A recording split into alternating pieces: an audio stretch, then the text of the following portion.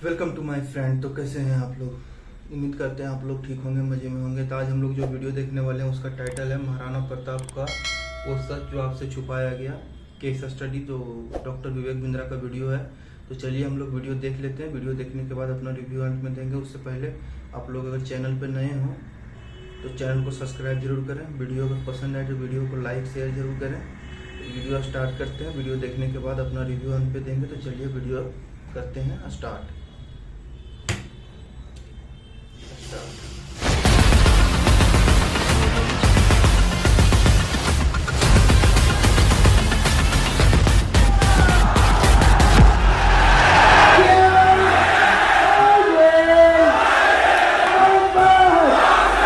ये आपका स्वागत है। मैं विवेक बिंद्रा, मोटिवेशन स्पीकर और बिजनेस ट्रेनर। आज की चर्चा महाराणा प्रताप पे।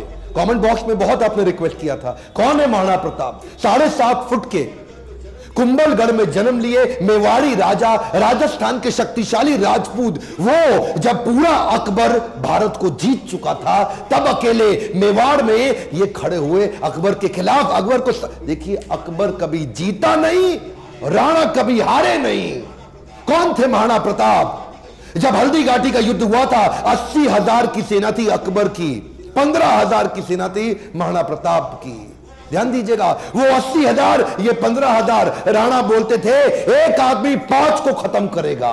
ध्यान दीजिए, अकबर की सेना में दम था। कम ऑन, अकबर की सेना में दम था, राणा के सीने में दम था। राणा कभी हारे नहीं, अकबर कभी जीता नहीं। शुरू से शुरू करते हैं। 9 मई 1540 को इनका जन्म हुआ कुंभलगढ़ में।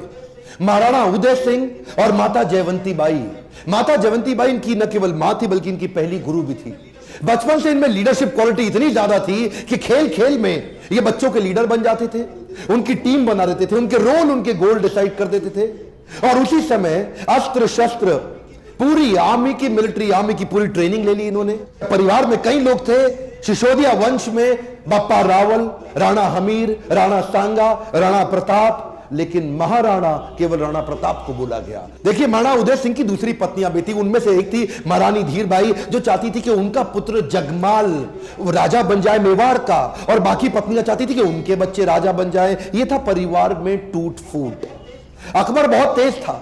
वो जानता था कि बड़ा आसान तरीका है, इन्हीं राजपूतों को आपस में लड़वा दो, कुछ को अपने साथ ले लो, बाकियों को खत्म करना आसान हो जाएगा। वही हुआ, राजपूतों में आपस में लड़ाई हो गई। जब जब घर टूटेगा तब तब पड़ोसी आके लूटेगा। यही हुआ, हर बार ऐसा होता आया है। ये पहली बार तो हुआ नहीं है। 326 बीसी के अंदर जब सिकंदर भारत आया था तो महाराजा आम्बी ने पोरस को धोखा देके उनसे संधि कर ली। पोरस हार गए। मोहम्मद गौरी कभी पृथ्वीराज चौहान को ना हरा पाते, जयचंद उनके साथ मिल गया, इसीलिए पृथ्वीराज चौहान हार गए। ब्रिटिशर भी हमारे देश में क्या कर लेते, वो तो ग्वालियर के सिंधिया, इंदौर के होलकर, हैदराबाद के निजाम और पटियाला के राजा 1857 में इन्होंने धोखा दे दिया, इसलिए हमारा देश मार खा गया था। और इसी तरह मुगल भी महाराणा प्रताप को कभी हरा नहीं पाते। वो तो जब परिवार टूटेगा तब तब पड़ोसी आके लूटेगा।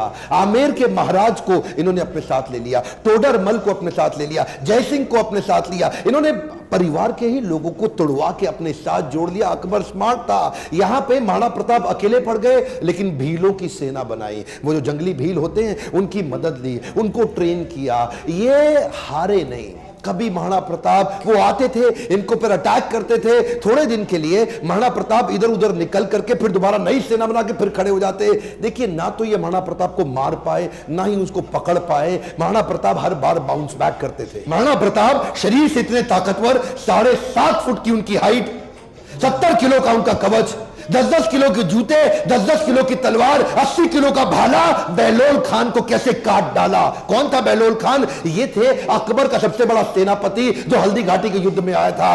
एक तलवार की काट से इन्होंने बहलोल खान समेत उनके घोड़े को 2 हिस्से में चीर डाला। ये बार बार लड़ाइयों का कारण समझिए। पॉलिटिकली और जियोग्राफिकली मेवाड़ अकबर के लिए दिल्ली से बहुत महत्वपूर्ण था। गंगा मार्ग के व्यापार मार्ग को यह पश्चिमी तट के साथ जोड़ छोड़ता था। ज्योग्राफिकली अगर वेस्टर्न हेमिस्फीयर से कुछ भी इंपोर्ट करना है, कुछ भी एक्सपोर्ट करना है, टेरिटरी से कोई सपोर्ट लेना है बाहर से भारत के, तो अकबर को मेवाड़ पार करना पड़ता था। मेवाड़ ऐसी किरकिरी बन गया और ये मेवाड़ को जीत नहीं पा रहे, क्योंकि वहां पूरा भारत तो मान जाता था और वहां महाराणा प्रताप अकड़ के खड़े थे। क्या है, एक्चुअली अकबर बहुत बड़ा था और महाराणा प्रताप सेना के मामले में बहुत छोटे थे, लेकिन महाराणा प्रताप का वैराग्य जबरदस्त था। ये बाकी राजाओं की तरह भोग विलास, इंद्रिय तृप्ति इसमें नहीं थे। ये बोले कि मैं अपनी सेना के बीच में रहूंगा। ये भीलों के बीच में जाके रहने लगे, जंगल में रहते थे, उबली सब्जी कच्चा खाना खाना, जमीन पे सोना, पत्तल पे खाना, कोई बिस्तरा ना होना, सर पे छाता नहीं, पैरों में जूता नहीं, आम जीवन जीना उनके साथ। और तभी भील, जितने भील लोग वहां के हुआ करते थे, जंगली आदिवासी, वो उनके साथ जुड़ गए, वो तन मन धन से जुड़ गए। वो कहते थे अगर आप कहीं अभी गर्दन कटवा देंगे। अकबर इसीलिए घबराता था। अकबर ने कई बार कई लोगों को भेजा, इन्होंने टोडरमल को भेजा, इन्होंने राजा मान सिंह को भेजा, इन्होंने और हिंदू राजाओं को भेजा कि तुम जाके इनको समझाओ। जलाल खान, कोरची, भगवान दास सब आए। एक्चुअली 8 बार प्रपोजल लेके आए। एक प्रपोजल तो महाराणा प्रताप को क्या दिया कि आधा हिंदुस्तान तुम्हारे नाम कर देंगे, बस मेवाड़ हमारे लिए छोड़ दो, हमारा आधिपत्य स्वीकार कर लो। महाराणा प्रताप क्या जवाब देते? वो तो महाराणा प्रताप है, मारो मेवाड़ी सरदार, मेवाड़ी सरदार, नील घोड़ा अश्वार राणा, सुने तो जय जय। जिस पे दो धारी तलवार राणा, सुनता जाजो जी, मारो मेवाड़ी सरदार, नीले घोड़े रासरार। कितनी सुंदर लोकगीत है, इतने सुंदर, आज भी इनको भगवान मानते, मारो मेवाड़ी सरदार। और ये तो क्या, अब्राहम लिंकन की माँ ने उनको एक बार कहा कि बेटा तुम हिंदुस्तान जा रहे हो? बोला हाँ मैं हिंदुस्तान जा रहा हूं, एक काम करना मेरे लिए वहां से कुछ लाते आना। क्या चाहती हो माँ? बेटा मैं चाहती हूं कि हल्दी घाटी से थोड़ी मिट्टी लेकर के आना। मैं महाराणा प्रताप आज भी उनको पूजनीय इसलिए मानती हूं क्योंकि वो राणा ने आधे देश के बदले, एक खमौन क्या, आधे देश के बदले अपना छोटा सा राज्य मेवाड़ बदले में अकबर को देने को तैयार नहीं हुआ। अकबर बोलते थे आधा देश तुझे दे दूंगा अगर तू केवल मेवाड़ मेरे लिए छोड़ दे। मेवाड़ स्ट्रैटेजिकली इतना इंपॉर्टेंट, लेकिन महाराणा प्रताप तो महाराणा प्रताप, मारो मेवाड़ी सरदार। हल्दी घाटी का युद्ध 1576 का, इतनी छोटी सेना होने के बावजूद महाराणा प्रताप स्ट्रैटेजिकली युद्ध को कैसे लड़े? देखिए अरावली की जो रेंज थी, पहाड़ियों की और घाटियों की, उसकी बहुत जानकारी थी इनको। कीका ये वहीं पैदा हुए, वहीं घूमे। छापामार युद्ध, द्विकंटक नीति, सैनिकों को बोले पहाड़ियों में ऊपर से और घाटियों के नीचे से पूरी तरह कवर करो, और अफगानी राजाओं को अपने साथ लिया। हाकिम खान जो उस समय अकबर के खिलाफ था, ये जैसे जैसे अकबर इनके खिलाफ लड़ते, ये भी अपने स्ट्रेटेजिक अलायंस को बिल्ड करके अफगानी राजा को अपने साथ लेके आए। बहुत छोटी सेना के बावजूद अकबर के छक्के छुड़ा दिए। अकबर सामने नहीं आता था इनके, अकबर को डर था, इनकी तलवार, अकबर की हाइट कम थी, एक बार मारेंगे घोड़े हाथी समेत काट देंगे। चेतक इनका इतना पावरफुल घोड़ा कि उसके आगे ना सूंड लगा देते थे। हाथी कंफ्यूज होता था कि ये घोड़ा नहीं है, कहीं हाथी तो नहीं है। था साथी तेरा घोड़ा चेतक जिसमें तू सवारी करता था, थी तुझमें ऐसी कोई खास बात जो अकबर तुझसे डरता था। ये जो चेतक घोड़ा था, नीले रंग का अफगानी घोड़ा, ये एकमात्र ऐसा घोड़ा है जिसके ऊपर कई कविताएं बन चुकी हैं आज तक देश में। चेतक, इसको अपने पुत्र से ज्यादा प्रेम करते थे महाराणा प्रताप। वो युद्ध के दौरान उन दिनों हाथी की सूंड के आगे तलवारें लगी होती थी। जब ये छलांग मार के अपने घोड़े के साथ जा रहे थे तो उस तलवार से एक पांव चेतक का कट गया। युद्ध के दौरान जब महाराणा प्रताप अकेले फंसे थे ना, तो यही वो चेतक था जो इनको भगा के एक कटी टांग से 28 फीट का गहरा नाला टाप के चला गया।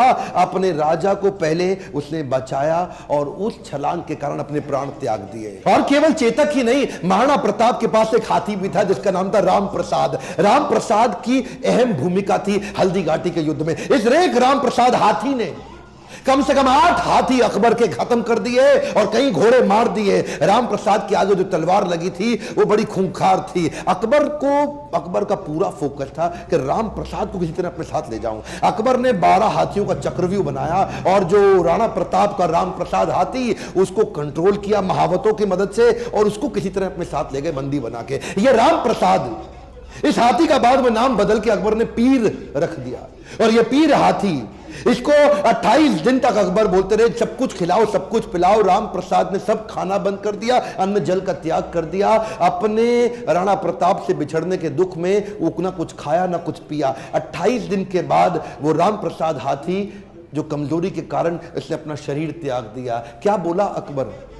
अकबर बोला जिस महाराणा प्रताप के हाथी ने मेरे आगे सर नहीं झुकाया, मैं उस महाराणा प्रताप का सर कैसे झुकवा दूंगा। 1580 में अकबर ने फिर ट्राई किया। इस बार अपने अब्दुल रहीम खान खाना, जो उनका सबसे शक्तिशाली सूबेदार, उसको सूबेदार नियुक्त किया इस बार अजमेर में। और क्या बोले, मैं तुम्हें जिम्मेदारी देता हूं कि तुम इस बार मेवाड़ को किसी तरह जीत के मुझे ला दो, मुंह मांगा इनाम दूंगा अगर महाराणा प्रताप को पकड़ लाए। इधर कुंवर अमर सिंह जो कि सेनापति थे महाराणा प्रताप के, उन्होंने अब्दुल रहीम खान खाना को कंफ्यूज करने के लिए शेरगढ़ के पास एक अटैक किया। अब्दुल रहीम खान खाना का जैसे ही ध्यान भटका, कुंवर अमर सिंह उधर उनकी बेगम सहित उनके परिवार को बंदी बना के ले आया, उनकी बहु बेटियों को ले आया। पर जैसे ही महाराणा प्रताप को बात पता चली, उनको बड़ी आत्मग्लानि हुई, बहुत बुरा महसूस हुआ। आज भी यह बात सब जानते हैं कि महाराणा प्रताप स्त्रियों की बहुत सम्मान किया करते थे। अब्दुल रहीम खान खाना की पत्नी, उनकी बेटी, उनकी बहू, उनके बच्चों, सबको पूरे सम्मान के साथ कहा वापस छोड़ के आओ, वापस लेके आओ, युद्ध जंगे मैदान में करेंगे, औरतों को नहीं, औरतों की इज्जत पूरी इज्जत से वापस करेंगे। हल्दी घाटी का युद्ध इतना खौफनाक था कि 300 साल के बाद भी आज वो हल्दी वाली मिट्टी, उससे खून निकलता था। आज भी तलवारों के जत्थे मिट्टी के नीचे से निकलते थे। इतना खौफ कि युद्ध के बाद भी सिक्का, करेंसी, मुद्रा अभी भी महाराणा प्रताप के नाम की चलती थी, अकबर के नाम की करेंसी तक नहीं चल पाई। अकबर इतना घबराता था उसके नाम से कि कहता था रात को सोने से पहले कोई महाराणा प्रताप का नाम मत लेना मेरे आगे। महाराणा प्रताप का नाम लो है तो रात को सपने में आकर के मेरे को डराएगा। महाराणा प्रताप का खौफ इतना ज्यादा, एक बार की बात थी, एक अफवाह उड़ गई कि महाराणा प्रताप जो है ना, वो अपनी हार स्वीकार कर रहे हैं और अकबर का आधिपत्य स्वीकार करने को वापस आ गए हैं। तो उन दिनों अकबर के राज्य के अंदर जो बीकानेर के राजा हुआ करते थे पृथ्वीराज राठौड़, इन्होंने राठौड़ को बुलाया, देखो पृथ्वीराज क्या खबर आई है, महाराणा प्रताप आने को तैयार है। अब उन्होंने हार स्वीकार कर लिया। पृथ्वीराज राठौड़ माने नहीं, उन्होंने चिट्ठी लिख दी।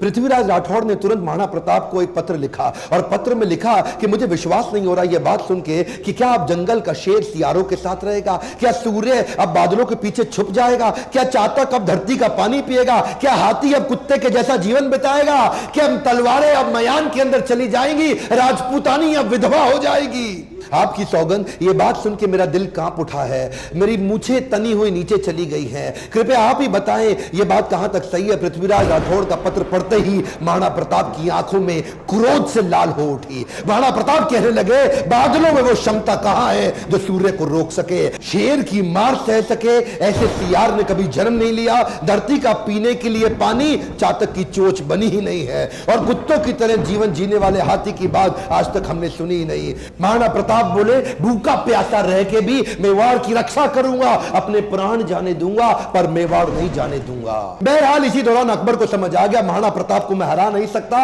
और धोखा दे के हराना यह अकबर की आदत नहीं थी। अकबर को इसीलिए महान राजा भी बताया गया है। आने वाले समय में अगर आप चाहेंगे तो मैं अकबर पे भी एक वीडियो बनाऊंगा। पर वापस चलते हैं, उसी समय अकबर का फिर ध्यान बट गया। अकबर अब ईस्टर्न साइड चला गया, सदर्न साइड चला गया, उसने मेवाड़ को छोड़ दिया और इधर महाराणा प्रताप ने पूरे मेवाड़ पे फिर से अपना कब्जा कर लिया। कुछ दिन, हफ्ते, महीने ठीक बीते। उन्हीं दौरान एक शिकार करते वक्त, उस समय किसी शेर का शिकार करते वक्त महाराणा प्रताप का किसी एक्सीडेंट में उनका देहांत हो गया, उनकी मृत्यु हो गई। ये बात जब अकबर को पता लगी, अकबर एक ऐसा राजा था, अपने शत्रु प्रताप की मृत्यु पे बहुत रोया और चिट्ठी लिख करके बोला कि महाराणा प्रताप एक बड़े शक्तिशाली, बड़े मेधावी और एक ऐसे राजा थे जिन्होंने अपने गौरव को कभी समाप्त नीचे झुकने नहीं दिया, और मुझे एक बात का दुख रहेगा, मैं जीवन भर महाराणा प्रताप को कभी हरा नहीं सका। ध्यान दीजिएगा, लेसन्स में लर्निंग बहुत सारी हो सकती है, पर महाराणा प्रताप को इतना संघर्ष इसीलिए करना पड़ा क्योंकि आपस में राजपूतों की कभी बनी नहीं।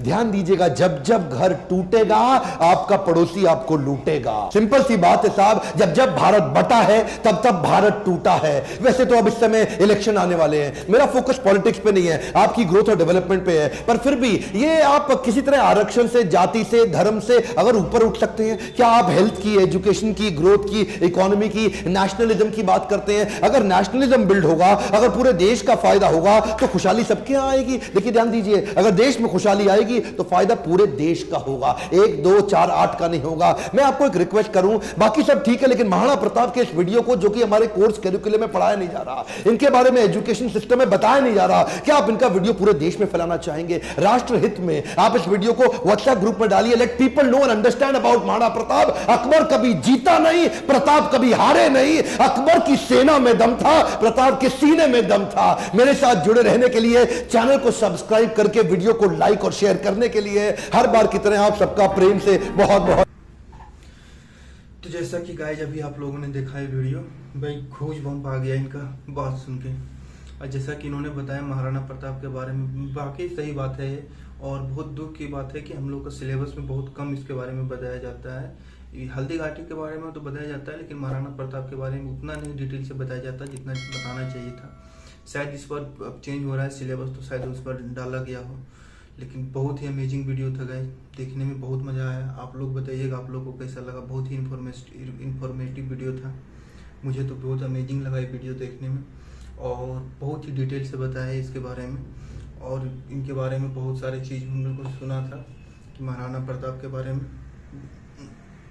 मेवाड़ के राजा थे, शायद राजस्थान में पड़ता है।